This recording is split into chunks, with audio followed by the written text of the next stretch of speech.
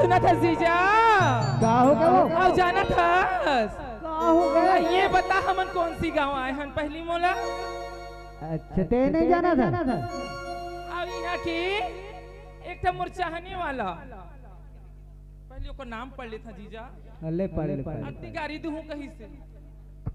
ततुल ततुल कोसरिया कौशलिया और डिंगेश्वर कोसरिया भागी पंचरिया वाला की तरफ से 20 रुपए की भेंट आई। अब का कथा जाना था का कहते हो ओ हम मोला का कैसे जाना था का कहे ऐसे कहा से अरे चटक मटक मोर रिंगना संगी और फुग्गा से ही मोर गाल रे कैसे जी मजा आती और चटक मटक मोर रिंगना संगी और फुग्गा से ही मोर गाल रे टेकरेल तो एक गांव के टूरा मन कहते मोला और का कहे जी का गजब के माल है जी ये गाल तो गाल है मगर टमाटर जैसे लाल है ये गाल तो गाल है मगर टमाटर जैसे लाल है तुमको तो दिल करता है मगर इज्जत की सवाल है नहीं न लागे देह की सागर बिंदिया लागे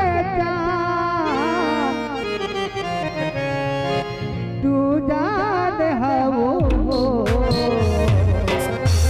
हमर जान हो